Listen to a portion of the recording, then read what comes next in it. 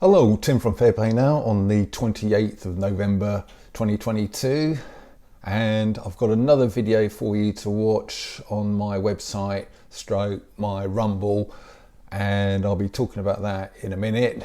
But first of all, I've been seeing quite a few interesting posts on my Telegram group and other Telegram groups, and yeah, there is some interesting things happening.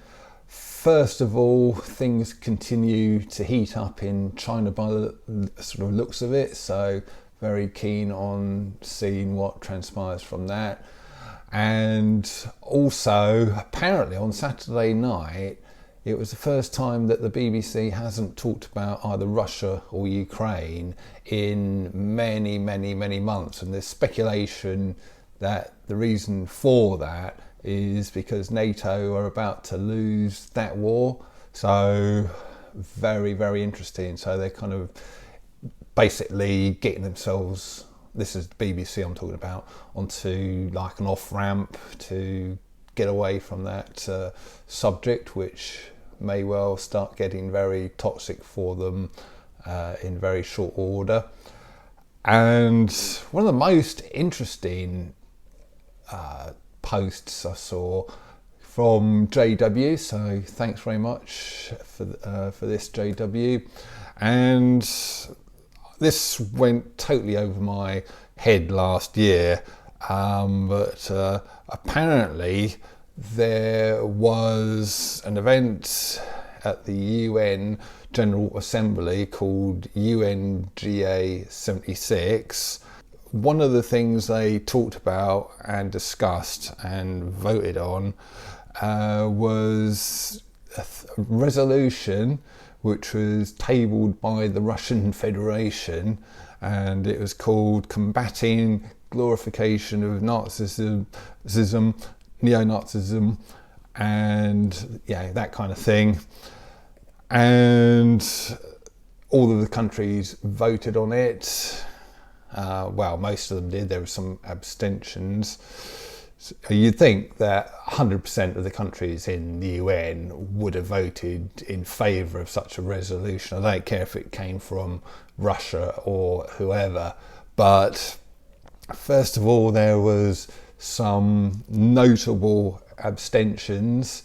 And bearing in mind that this was last year, sort of late 2021, and many of these countries I'm about to mention were in the throes of making V mandates, voting on V mandates, renewed mask mandates, and even considering or doing lockdowns again, kind of this time last year.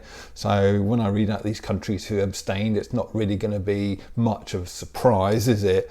So we're looking at Australia and Austria, who abstained, and further abstentions include Belgium, Canada, no surprise there, is it really? France, as I say, Germany, Greece, the Netherlands, New Zealand, again, not much of a surprise, you know, when you consider how fascist they've been down in that part of the world. And the UK all abstained, and like I say, especially as far as the UK was concerned, they were busy voting in around the time that this thing was being discussed and voting in the whole Plan B thing, which included the V passport. So hardly surprising that they didn't want to vote on something about combating the glorification of sort of fascism. So that was very telling, but even more telling, there was 2 countries who actually voted against it. Only 2. And why don't you have a wild guess what those 2 countries were? I'll give you a clue. They both start with U, And I'm not talking about the UAE, Uzbekistan or Uruguay either. So that pretty much just leaves the USA and the Ukraine. Refused to vote for and indeed voted against that resolution. So what a surprise, eh?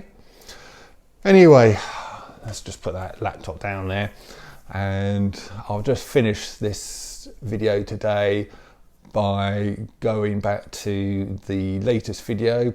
It's on my website, so I'll leave a link to my website in the description box below, and once you're there you'll see it right at the top. Just click on it and you'll go through to the Rumble where the video is actually hosted. So we're going back to this event on Saturday that I went to, and I interviewed sort of Catherine's daughter Linda, which I talked about in yesterday's video.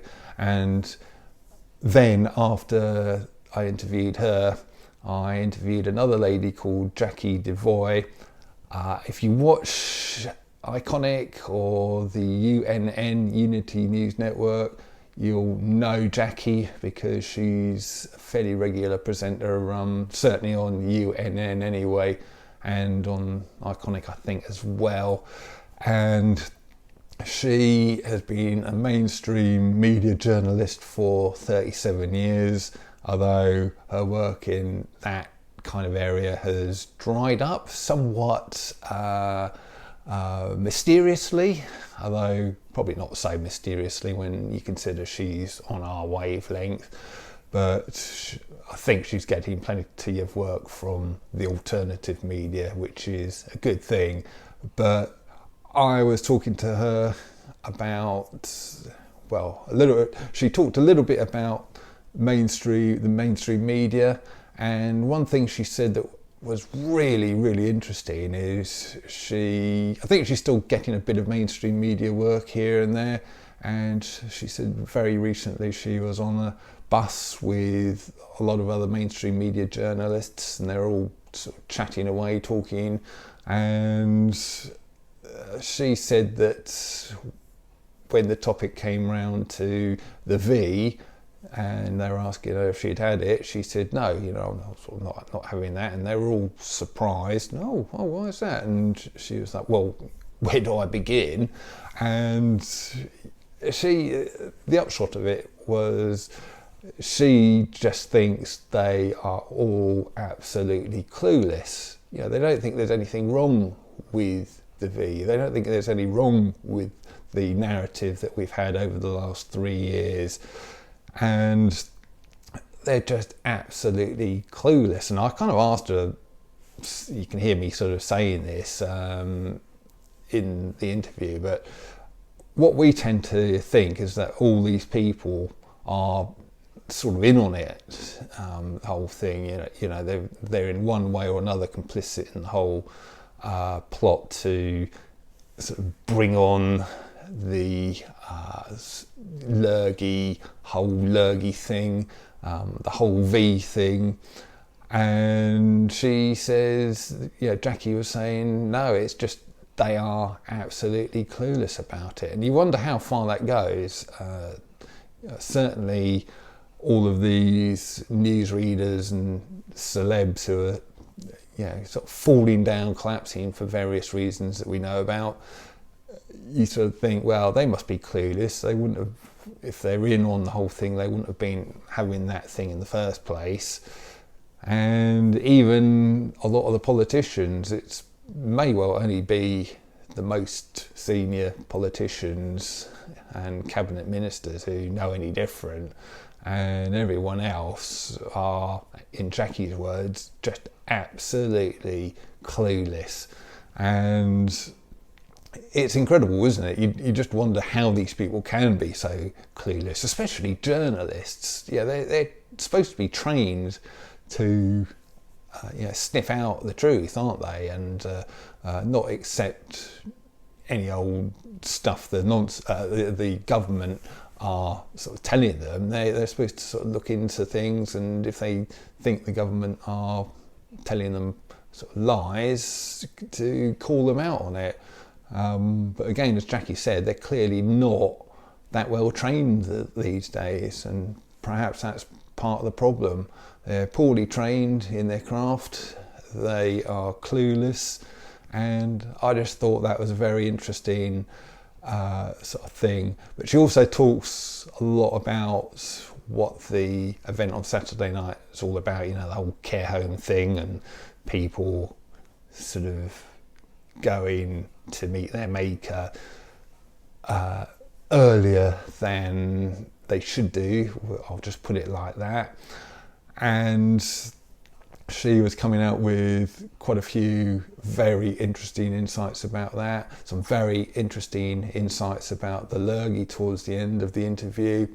And yeah, she was a very interesting lady to talk to.